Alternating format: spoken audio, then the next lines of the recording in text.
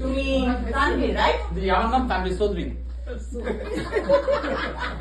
দেশের বাড়ির জায়গায় এসব আবুল তাবুল কি লিখেছো? হাসা কথাই তো লিখছি। আমি লিখছি আমার দেশের বাড়ি ইউনাইটেড স্টেটস অফ নোয়াখালী।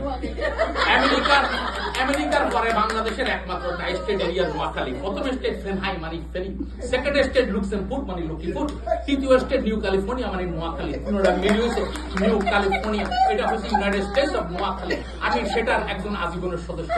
আপনাকে বলে রাখি, আমাদের জাতীয় সঙ্গীতের মধ্যে সবকিছুর ভিতরে নোয়াখালী ভাষা চলে আসতে হবে। আরেকটা জিনিস, আমাদের জাতীয় মুদ্রার নাম হচ্ছে টিয়া। বুঝছেন? আমাদের জাতীয় ফুল হলো হাফলা, জাতীয় মাছ কাতলা, জাতীয় পশু কুত্তা, বাদাইমান মতো 14-5টা প্রত্যেকটা রাস্তায় ঘুরে। আর আমাদের জাতীয় কাল একজনের পিছনে আরেকজন আগে দেওয়া। জাতীয় ডায়লগ আমি কিনছি, এই জন্য বলতে হবে আমি একজন প্রাউড নোয়াখালী। না না না না না, বিয়ের পর তোমার এই ভাষায় কথা বলা চলবে না, তোমার ভাষা চেঞ্জ করতে হবে। না না না, আমনের কথাই তো আর কথা শেষ করতেন না। আমনের মাইয়া যদি কন, আমি আমার বাপ আমার 14 পুরুষের যে ভাষায় কথা বলছে সেই ভাষা তো আমি চেঞ্জ করতে পারতাম না। তারপরে আপনার মাইয়া নোয়াখালী শিখাই দেবো। সেখানে প্রথম কথা শুরু করবো আইকিছি। আরেকটা কথা, আচ্ছা ধরেন আপনার মাইয়া যদি আমার বিয়ে বাচ্চা কাছে তো হইবে, মানে আপনার নাতি যদি যেগুলি হবে সেগুলিকে যখন জিজ্ঞাসা করবে তোমার বাড়ি কোনায়, হে কি করবে জানেন? আঙ্গবাড়ি নোয়াখালী রয়্যাল ডিস্ট্রিক্ট নাম কি হুনে নাই। এবার বলো। বড় বড় কথা অনেক। পড়াশোনা তো ভালোই মনে হচ্ছে, এম.কম পাশ করেছো কবে? এম থেকে একটু কম পাস করছি। কম মানে কি? ইন্টারমিডিয়েট? না একটু কম, আরো কম? ম্যাট্রিক? না আর একটু কম, ক্লাস 8 পাস। আমি তো সবকিছু কম কম পাস করছি, এই জন্য লিখছি এম কম। আমি তো ভুল কিছু লিখি নাই।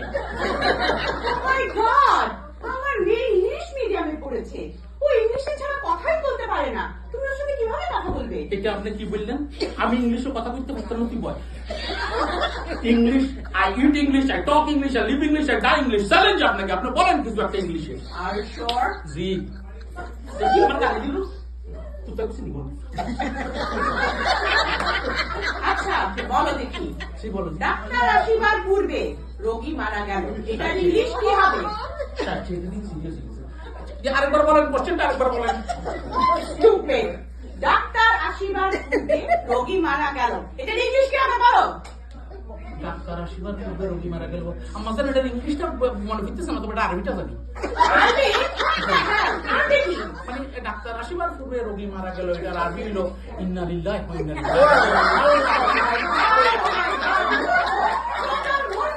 মানে এটা তো মরে গেছে, এটা তো মরে গেছে। ইন্না লিল্লাহি মানে কি আর কোনো প্রশ্ন আছে? আপনি 200-300 ফলাফল দেখি আমাদের দুইটা সুদর্শন নায়কের মতো ছেলেকে পছন্দ করছেন। কথা হইলো আপনার মেয়ের ছবিও দেখলাম না, ভিডিও দেখলাম না, মানে এটা কি ঠিক? আমরা একটু দেখতে উচিত ছিল। সেটা সময় আসলে দেখবে, এখনো সেই সময় আসেনি। না ধরেন মেয়েটা যদি আপনার মতো সুন্দরী হয় তাহলে মাশাআল্লাহ কোনো কথা নাই।